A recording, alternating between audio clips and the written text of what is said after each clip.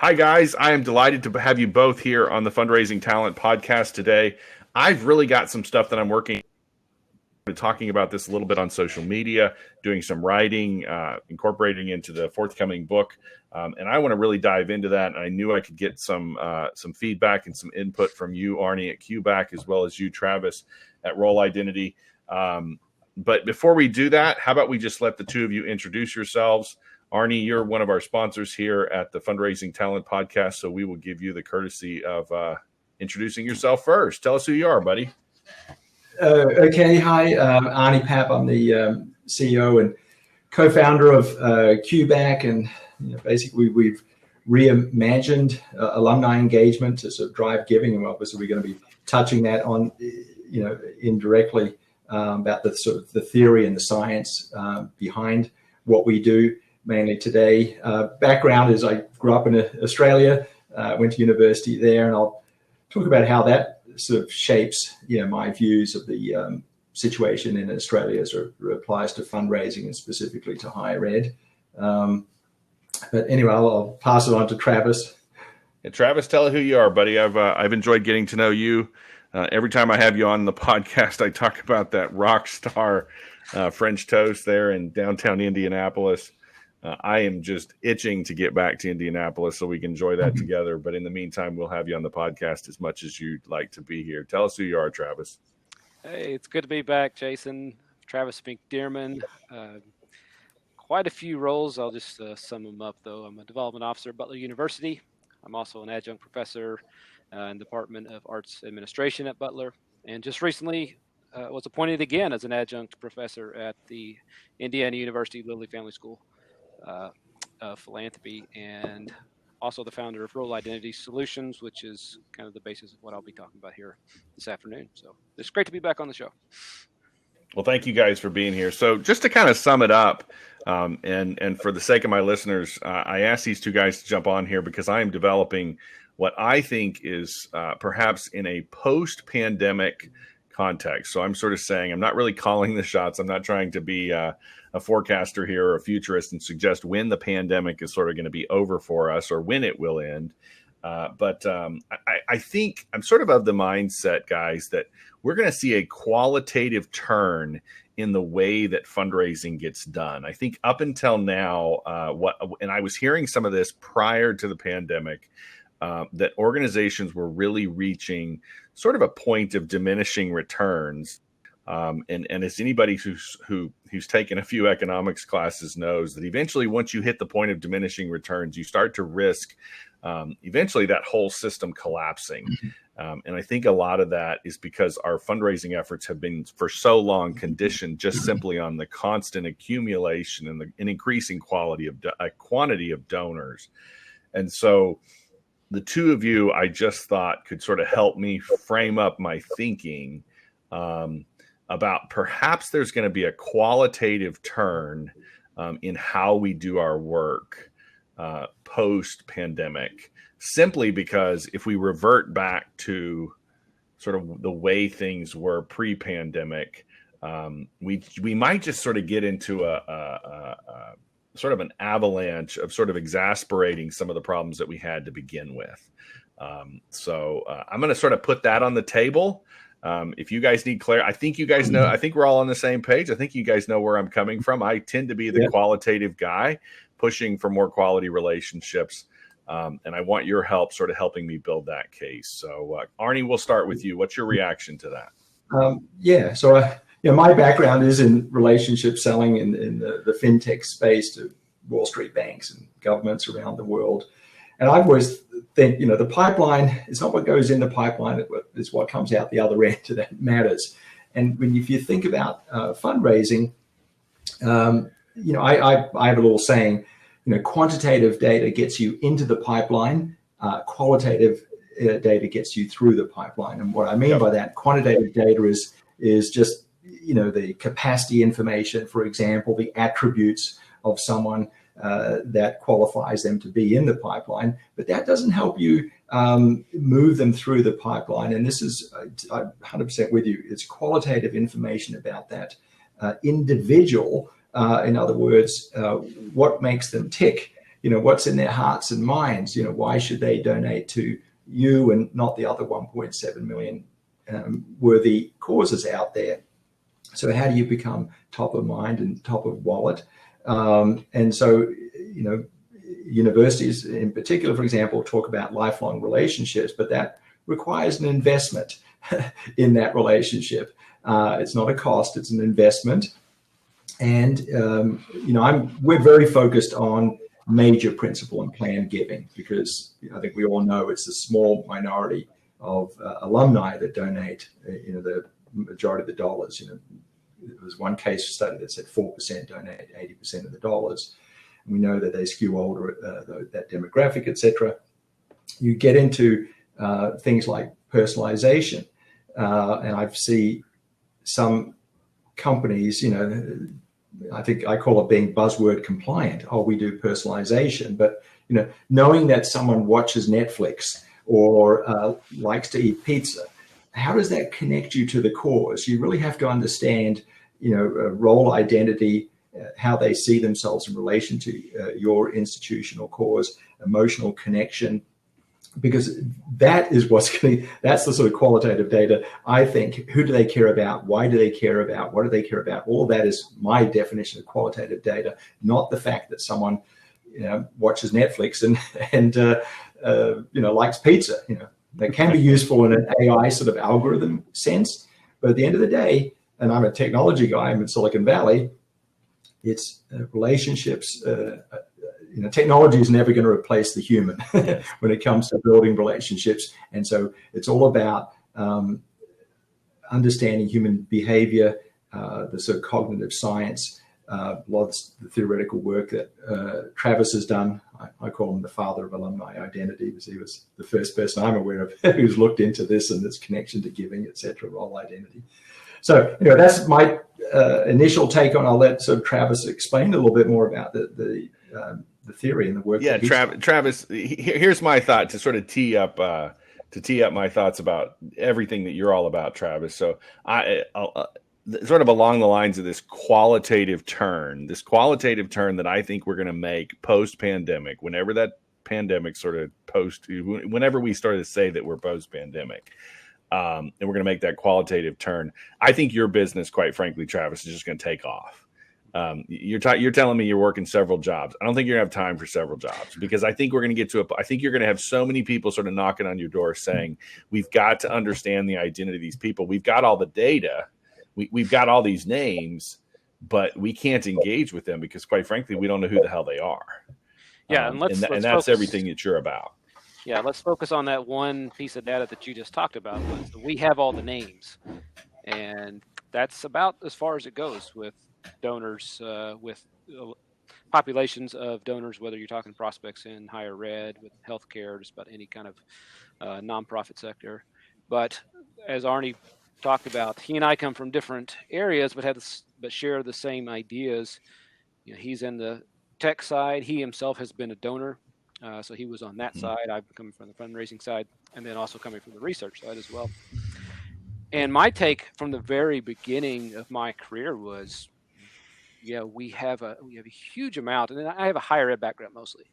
We have this huge database full of individual names, and we have little snippets of information about them on a whole. We know where they live. We know their occupations, of maybe a percentage of them. And then even a more small minority we have great qualitative work on, but those are the ones who we have cultivated and have worked towards major and principal gifts. Yeah. So in the grand scheme of things, we don't know our donors. And what that has done to us, it has caused us to build this library of assumptions that we use in our fundraising practices. And once we have that library, it's one of those libraries that never changes. We don't switch out the books anytime, find the new literature, put it in, and replace it there. No, we just go with what we have because it's comfortable, it's traditional, and it's how it's always been done. So the idea for me for the qualitative is we're going to have to start changing things out.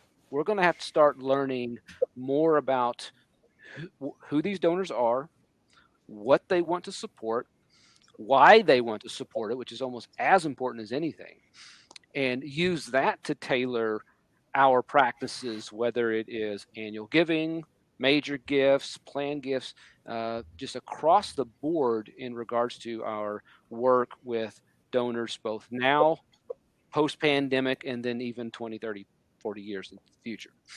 Yeah. Yeah, and Jason, I think the situation as it exists today is a classic example of people or institutions measuring what's easy to measure as opposed to what's important to measure. And all the quantitative data, the segmentation, the capacity and wealth information, it's easy to measure. You can buy that, etc. Those examples of do they read, watch Netflix, etc. You can go to Equifax and buy all that information about people, right?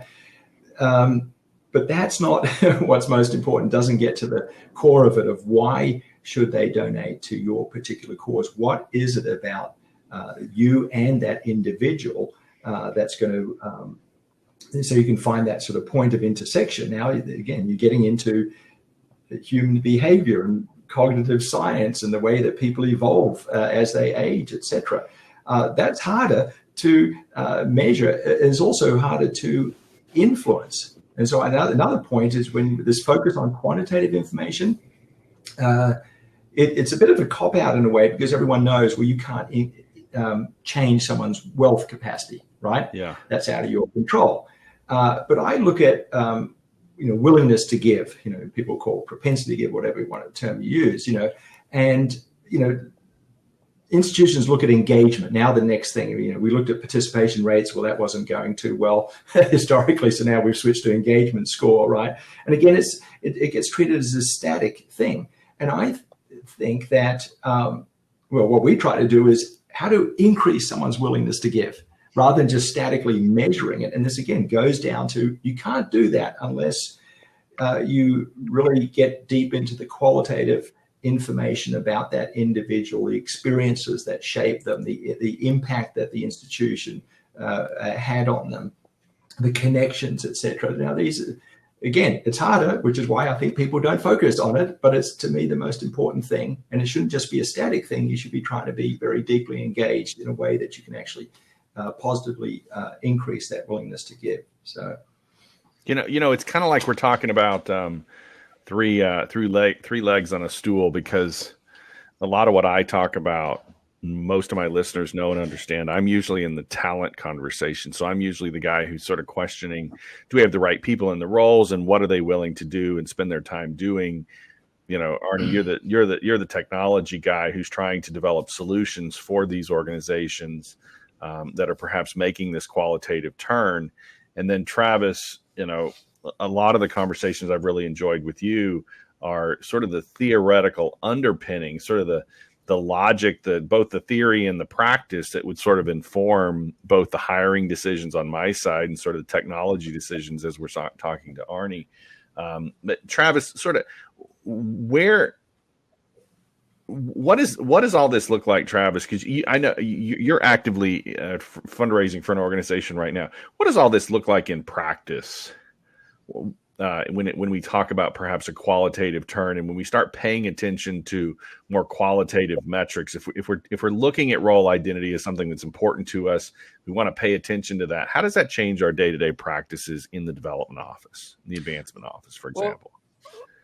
Let's first talk. Let me explain just what role identity is. That way your audience knows what we're talking about here. Now, I know very early on you had Jay Dillon, who joined the show. Yep.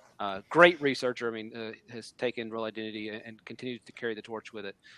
So I give him a lot of credit for the additional work that's been done on that front. But what role identity is it's based upon some very early sociology that looked about how humans evolved their behaviors based upon symbols and cues.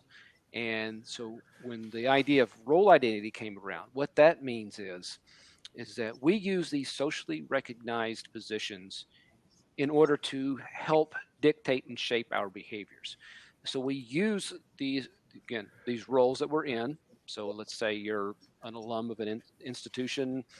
Let's say you're a marathon runner, you're a podcast host. All those feed into your sense of self, all those different roles. And all those different roles also help shape how you behave.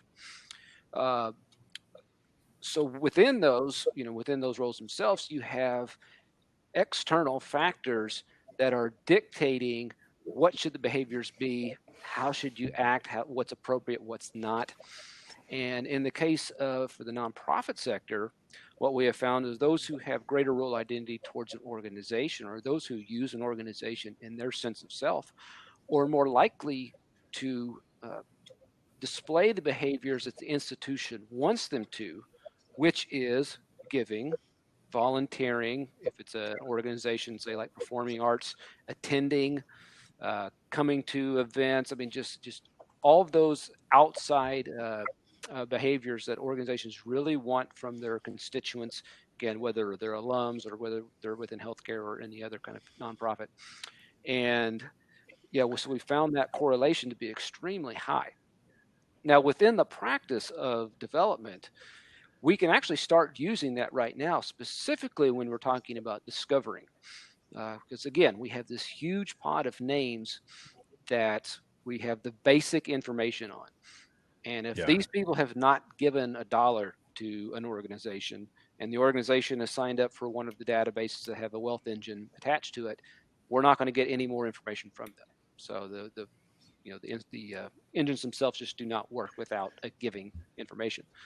So what we can do with role identity is we can start using the components of it to determine, is this person using our organization in their sense of self?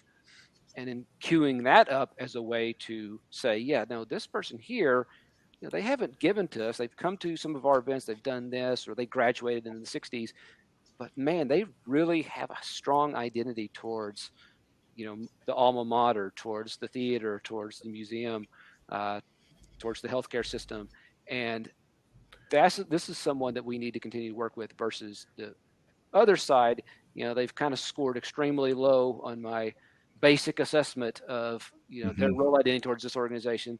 They may be a billionaire, but it doesn't matter, if they're not going to make the next move and start working with us and get into that cultivation stage. So we can use that, but again, that's kind of the qualitative work that we're going to have to be really diligent about over the next, I'm even going to say the next 20 years, as we move away from the baby boomer population and start introducing more of our Gen Xers, our millennials into the major gift pipeline, because those are the ones we're going to have to get to know, and they have an entirely different way at looking at giving and impact than their parents did. So that qualitative. Travis, I'd like to interject. I'm a baby boomer. You're not getting rid of me that quickly. I just said I don't think the baby boomers. I think Arnie and I have. I don't think the baby boomers plan on going anywhere. Good. I just want to add to what Travis said. Sort of anecdotally, is sort of the concept of negative space. Everyone's probably seen that classic optical illusion where the two black faces and the white, if you look at the white, it's a vase, right? That's negative space. Or if you listen to, put your earpods on and you turn on the noise cancellation, you suddenly notice, oh, there's all this background noise, So that's how I think of alumni or role identity and emotional connections. Because I look at the Australian experience where I went to university, one of the top universities. I like my university, like I'm sure all my peers do as well. However, I remember this guy. I know this guy. He's early 50s. He's a partner in his own boutique law firm, and once a month he would wear his Harvard sweatshirt. That would be very weird in Australia to do that. People just don't do that stuff. That was like, well, you went to university 30 years ago. What are you wearing your sweatshirt for? And Aussies love their sport. You would never find an Australian paying even $1 to go to a college level game like they would do here. Now, what is the ramification of all of that? I personally don't know anyone who has donated to their alma mater. It's just not a thing. Mm-hmm. Now, the whole, alumni relations is a very nascent industry in Australia. It's only in the last 10 years I've ever been contacted by them, and et cetera. So I see, there's the theoretical research that the groundbreaking research that Travis did, and I see which I think because, every American just takes it for granted, all these things. When you come from a world where they don't have that things, it really highlights to me how important it actually is and how it is connected to giving. Yeah. Are we basically talking about an industry? So when we think about fundraising, when we think about everything that a lot of us have been sort of trained up, let's say some of us have been around 10 or 15, 20 years. Are we really talking about the difference between sort of being able to just very simply discern the difference between the signal and the noise? And that in some ways technology has been able to flood us for the last several decades with so much information, and that on the other side of sort of where we're at right now, if you're not using that qualitative, sort of that rich information, and then this sort of gets to the notion that you're talking about, Travis. When we turn the corner, for example, when my generation starts becoming the major donor, you're going to have so much more information because we've been sort of a part of that system for so much longer. When you think about when you think about the baby boomers haven't been in the sort of the digital ecosystem nearly as long. But when you think about me, you think about my children, for example, they've been in that ecosystem for so long. You've got so much qualitative information. I mean, goodness gracious. Am I right? Yeah, but it will be interesting to see how nonprofits will be able to access and utilize it. Yeah. What information, as Arnie pointed out earlier, does the fact that they like watching, a certain show on Netflix and enjoy a certain topping on their pizza, is that really relevant to us? Well, no, not really. Yeah. The qualitative info, which we probably will be able to extract from all of what has been put online from the generations X to now the Gen Z that's entering adulthood.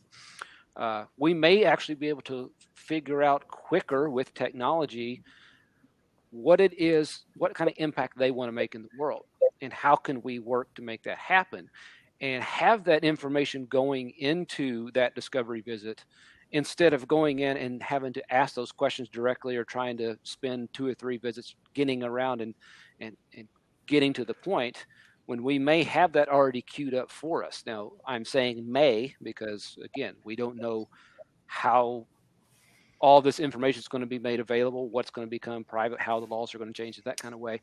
But you make a really good point of, there's a lot out there. You can go onto my Facebook page right now and probably within 10, 15 minutes, figure out what is at least one important philanthropic cause for me. Yeah. And use that as a way to, engage me for whatever, again, you're going for, or decide, actually his interest is somewhere else. So we need to spend our time with this other person. So, there's Right. a lot of, this also can look at disqualification as much easier as qualification, which in my book are quite equal. When you're trying to spend your time wisely, especially with nonprofit organizations who could be on a limited budget. So, seeing we were talking about technology, there's a very interesting rule of thumb in Silicon Valley called the 99-1 rule. And this has been well researched over many, many years across Facebook, LinkedIn, Pinterest, Snapchat, you name it, Twitter. And what it says basically is that only 1% of your users create content, 9% will contribute to content, they'll comment, like, share, but 90% are passive consumers of content. So what is the ramification to a gift officer is that you're not getting any insight. The greatest insights are when someone posts a comment, posts something, about their interests, Sure. etc. But that 90% now, Facebook and the other social media applications are getting a lot of insight because they're tracking you. They're tracking what you're looking at, where you're going, and they're implanting their little Facebook tracking pixel. Now they're going to track your alumni all across the internet, and through that composite data, they can learn a lot about you. But the institution itself, if 90% of the people on your platform are in that category, as the research says, there is no insights. That's one thing that needs to be factored in. The other thing is, engagement, there's engagement and there's engagement, so to speak, and the signal versus the noise. Yeah. So, an engagement where, a like by a millennial student, recent grad who's paying off their student debt. Okay, that's one form of engagement. Engagement where a baby boomer is expressing sort of heartfelt gratitude to some professor or being a first-gen scholarship student recipient, etc. That's a different level of quality of information, etc.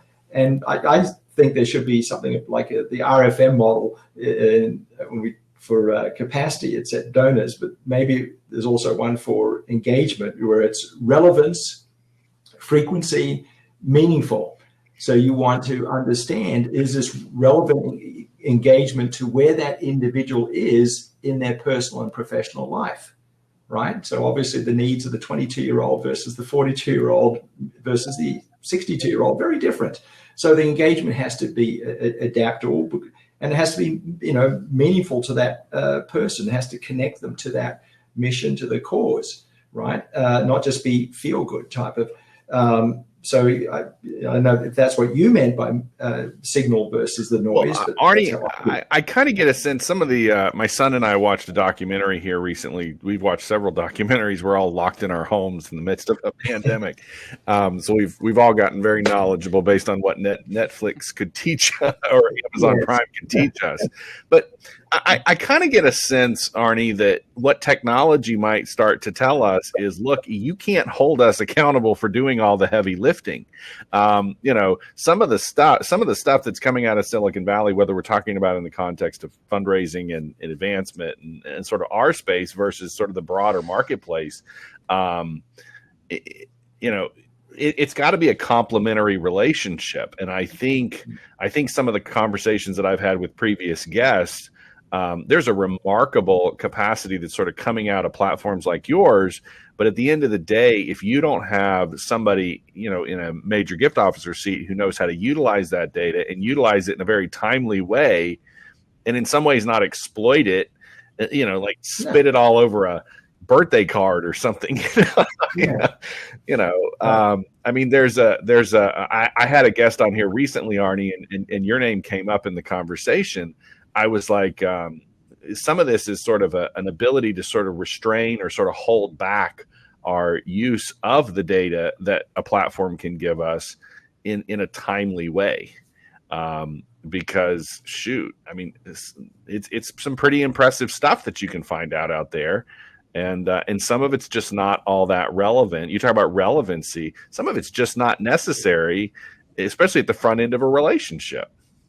Yeah. And look, social media, there's good and bad. Look, unfortunately, a lot of social media, they have a very particular business model. They're into the dopamine effect. It's just they're using the psychology of people, I would argue, in a slightly manipulated, to maximize ad revenue, etc. There's also a school of discipline called positive psychology, which is all about making people feel better about their lives. And so that's definitely the school I'm in favor of. And so I think engagement, I think we're all starting to become a little bit more aware of the downsides of social media that we weren't aware of 5 years ago when it really started taking off.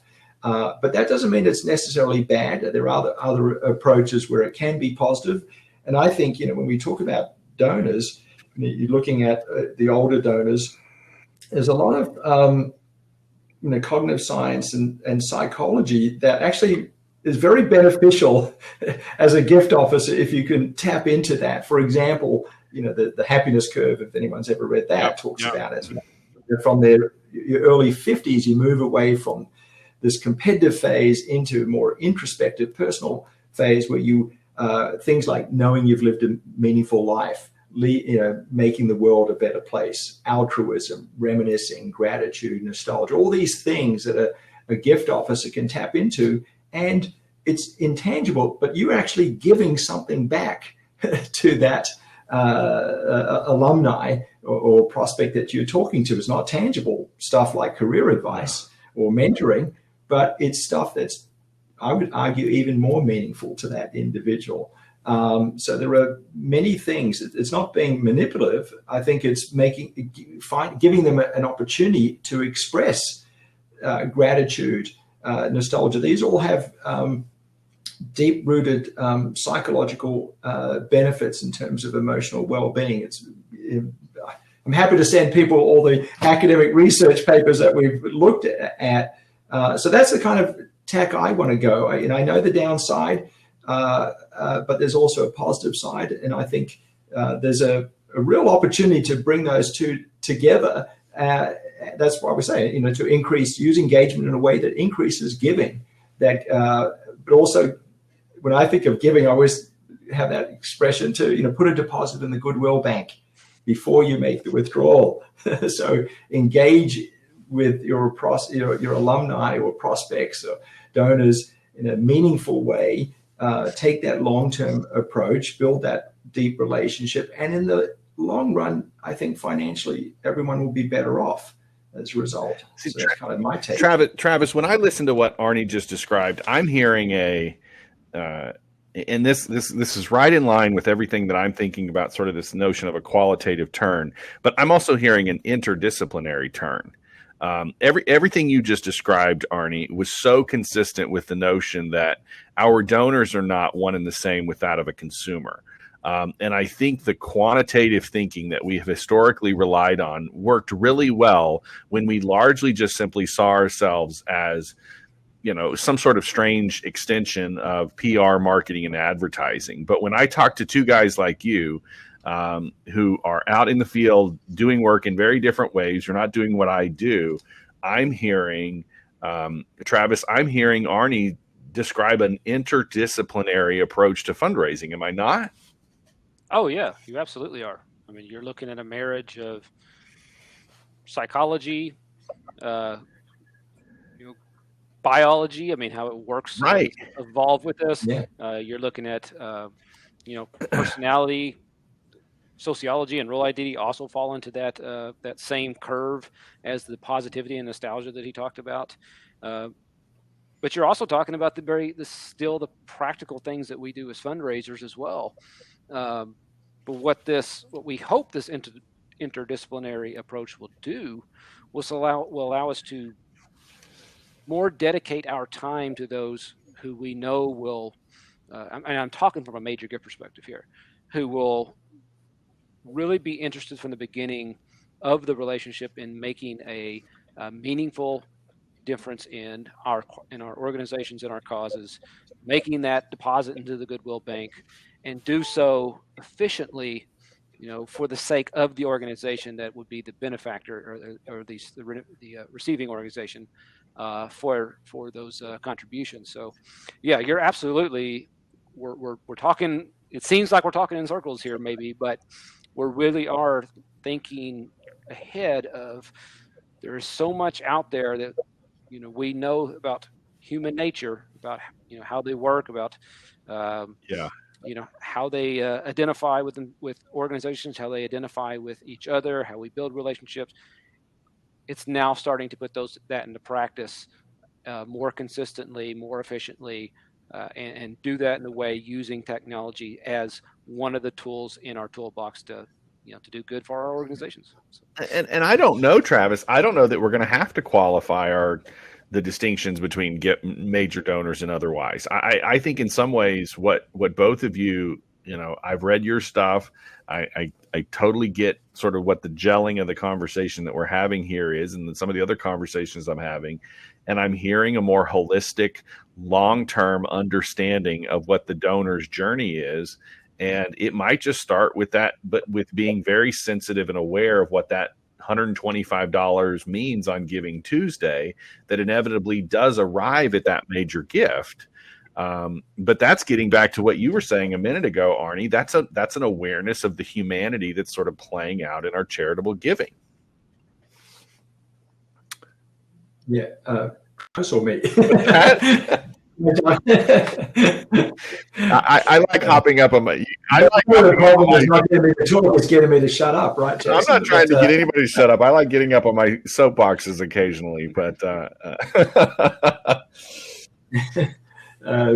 well, and yeah, and just on the point of technology, I think technology is just an enabler. It's a force multiplier.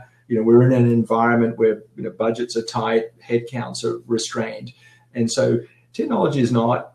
I don't personally think of it as replacing. It can't, in my view, but it certainly can act as a force multiplier to engage or do large-scale discovery or engage in a more meaningful way, in a more personalized way. Technology is like the Netflix model. When you go on Netflix, it's different to what your kids would see if they logged into their account. So that ability for mass personalization is very achievable with today's technology. And I think it's a more humanistic approach. I think it's going to be more effective. And we have a lot of young staff who just graduated the last few years. And the other day, one of them showed me a solicitation letter from the university. Didn't even bother putting their name on it. I mean, that's probably the most basic bit of personalization you could do. Let alone try to uncover maybe some affinities. Were they an athlete? Were they in the radio club, or were they in something? I mean, it's very doable today. And, so the old approach, this mass broadcast, volume-based approach, quantitative, right? Sheer numbers, it's like a lot of things in life. Quality to me trumps quantity. Well, when you use the word meaning earlier, I mean, meaning is a hard word. Meaning is a hard word to define, and anybody who's thinking sort of originates in the Industrial Revolution or something is going to really struggle with, because they want to quantify it. But I think all of us have gotten to the place, and perhaps the pandemic has sort of caused us all to sort of double down on that awareness, and brought our sensitivities and our awareness to it. We want that meaning on both sides of that charitable gift. I think that's one of the mistakes that we're making so much in fundraising, is we're missing the fact. I mean, Travis, you spend a lot of time in the field. I mean, you're a fundraiser yourself. You want a meaningful engagement with that donor on your side, which is oftentimes going to be sort of seeded by having a greater understanding of what the identity of your donor is. And you sure as hell want them to at least have some interest in what your identity is as well, if you're sitting across the lunch table with them. Am I right? Oh, absolutely. I had the good fortune of being on Kevin Fitzpatrick's show not too long ago, and I was telling a story about one of the first donor engagements where it went from being, here I'm a gift officer, they're a donor, and we have this relationship and a good relationship, to being one of the more meaningful relationships I still currently have, even though I do not work for that organization anymore. Yeah. And then a catalyst for that was, and this was the story that I was telling there, but the catalyst was they were as interested in me and what I wanted, what was meaningful to me, what was meaningful to my family, as I was with them. And once I discovered that I don't need to be holding back, because we're kind of informally taught as gift officers, when they start asking you questions about yourself, answer very quickly, but move back to them, because donor-centered, you got to move back to them. Not necessarily. Part of their relationship building, part of their, sense of self is learning, who is this person sitting across from me. That goes into building trust, that goes into building in so many parts of the relationship. So yeah, absolutely. I mean, that is a huge, meaningful part of being a gift officer. And, that's one of the constants that's just, it's not going to end, regardless of how much technology we throw in front of you or how much more info we have going into a discovery visit. We still have to have that good relationship with them, and we still have to allow ourselves to be vulnerable in that way, to open ourselves up to them and really do it in a way that's meaningful for both of us. And extending that thought a little bit about to this sort of holistic view and having the gift officer being part of that. I'll give a personal example. Usually you're often trying to uncover what's meaningful to that individual, what their interests and passions are, etc. But in my case, there was a situation, it wasn't to my university, of course, but it was to another nonprofit. And, I would have given, $10,000. But when it suddenly got framed in terms of my mother, now it was a different story, and that became a six-figure check. Because it wasn't something that was near and dear to me personally, but it was very important to my mum. Yes. And so it's not just even about the individual, learning about, so I'll just give a little bit of anecdotal perspective, that literally did change it from a 10,000 to a six-figure check. And I can guarantee you it was only because it was about my mum. It was about someone, not just me personally, and so that was meaningful for me to be able to do something on her behalf, so to speak. And it's interesting because I don't think you've shared that. I don't know that we've talked a lot about that, Arnie, but I think that's what I'm sort of seeing in terms of the new entrance into the sort of technology space in our industry is you've got more people who have experienced both sides of charitable giving, and perhaps experienced it in very meaningful and then it also in some less than meaningful ways. And they're saying we can design something, I can take my experiences from my quote unquote previous life and I can apply this to this sector and make for a much more meaningful experience for people like myself. And I think that's perhaps some of this. I think you've got a lot of major donors, perhaps a lot of baby boomer major donors that are going to be that are going to be sort of coming into sort of a second phase of life, if you will, and saying, we're going to want to influence how it may not all be technology driven, but they're going to probably be picking up on some of the stuff like Travis talks about. Am I right? Yeah. Well, I just want, sorry to interject here, Travis, in case you want to say something, but I do want to point out something you also said, Jason. What is meaning? This is why personalization is so critical, because meaning to someone is so individualistic. Yeah. You can't put a broad brush. I mean, you can, look at sort of different generational segments, et cetera. But, from a gift officer's perspective, you really have to look at the individual. And, in my case, everyone's different. But in my case, I was that, first generation scholarship student, that, changed the whole trajectory of my life and my family's life, So, but that goes back 40 years ago now, but it sticks with me. So, but you can't, this is why you have to really understand the individual. It's about the qualitative information about the individual is so critical, I think, because then you're tapping into something very deep and very just profound. It's not, you can bombard me with marketing literature all you like. It's just not going to, it's going to water off a duck's back, but if you can tap into the things that are important to me and meaningful and why, and how that might translate into wanting to give back, for example, to pay it forward, all those sorts of things. Again, you're tapping into what I call the hard wiring of humanity, which is, I think, the way to go. Yeah, as we're listening to Arnie, that's really what your research was getting at. Am I right, Travis? Absolutely. Yeah, it's getting into, again, how people are using that meaning to fulfill a part of themselves through these organizations. And that's the basis of the work that I do, and then what I now take to the field as a gift officer. And hopefully over time, we'll train others to take in the field to do the same thing, which I do believe is already happening with the great core of gift officers that we do have worldwide. But that's absolutely part of what we do, and what brought me to do that researching in the first place.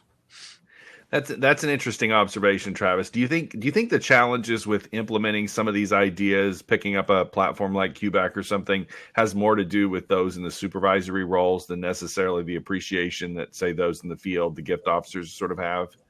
Well, it really depends on will my supervisor be listening to this podcast or not? Right, or can I get them to sit down for 45 minutes and listen to three white guys talk about the softer side of life, right? My real answer to that is I think the hesitation for implementing new and interesting technology, new ways of thinking, all this isn't so much about the supervisors themselves. It's about the traditions that these organizations hold on to. They've worked, in their minds, they've worked. We have done it this way for so long, and it's worked. And the individual organization is probably seeing incremental gains every year.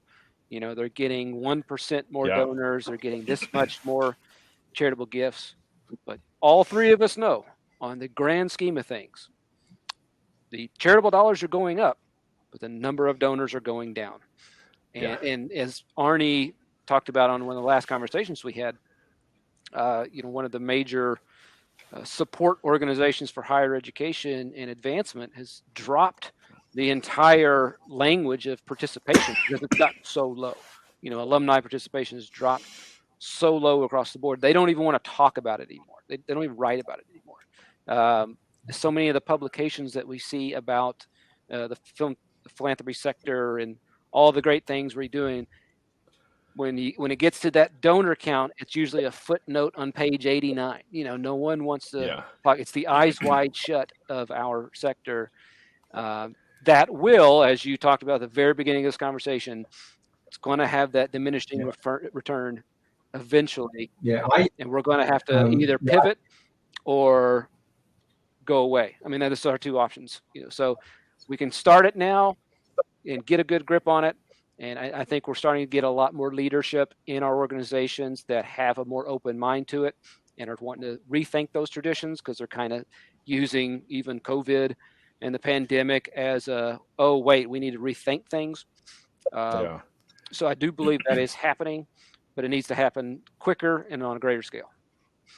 Yeah, I mean, I think of it like the frog in boiling water syndrome. And, one of the, perhaps as a benefit coming from the outside world, because I, got into this industry and I don't have any preconceived notions of how it should be done.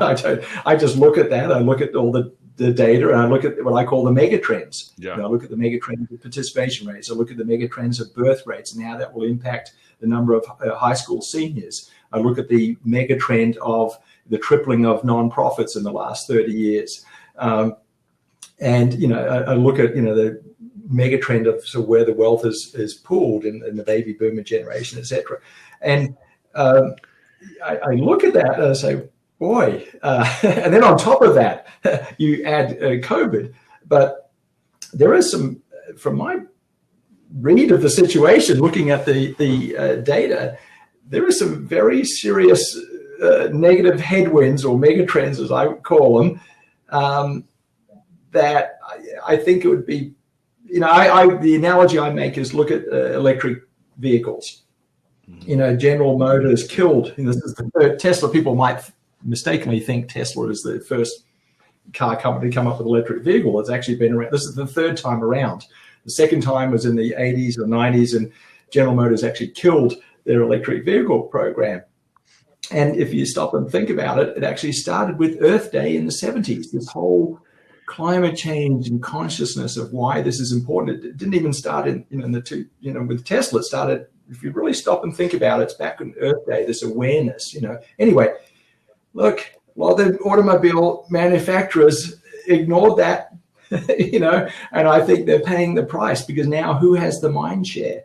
It's companies like Tesla. And so I think it's very, I think it's a high risk behavior if you really look at the sort of the big picture to maintain the status quo. I think is a fairly high risk proposition in my understanding. So I hope there are people like, I'm encouraged though by people like Travis, who are, forward thinkers and who can sit back and look at the strategic view and, hopefully help the industry adjust and be able to ultimately be more effective. It's all about absolute and relative, and this is the danger. Yes, we improved 1%. Our donations went up 2%, X%. Yeah, but could it have gone up 20%? That's the question I would ask. Yeah, okay, great. It went up 2%. Could it have gone up 20%? Yeah. And even better, what could you have done? What lives could you have impacted? How much of the climate could you have helped with that additional increments instead of that 2%, that 20%? I mean, because that's the grand scheme of things. We're in the business of doing good. This is about philanthropy, about charity, about saving animals and people and stopping hunger and reducing homelessness. This is what we're doing. So if traditions and lack of innovation is holding us back, stop it. Because it's our job to help those who want to do it do good.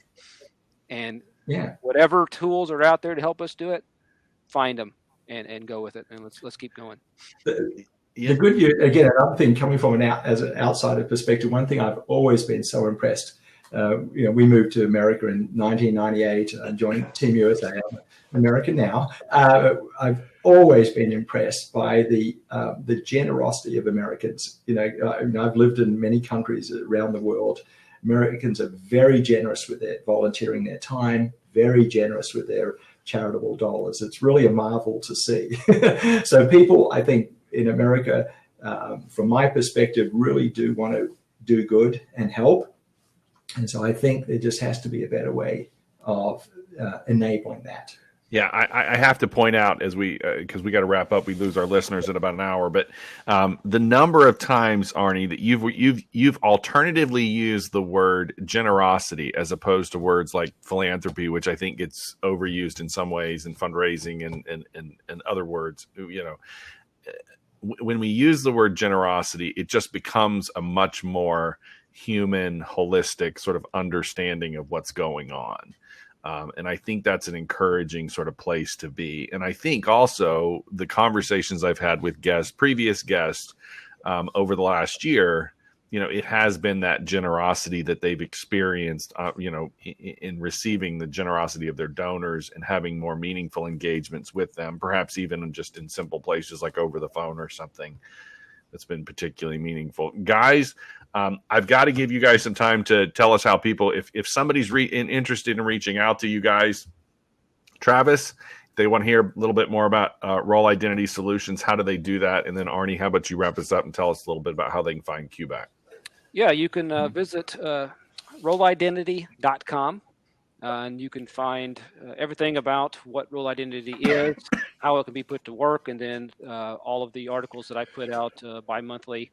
You could subscribe to those as well. Or you can always find me on LinkedIn, J. Travis McDearman, or Role Identity Solutions has its own page as well. So. Yeah.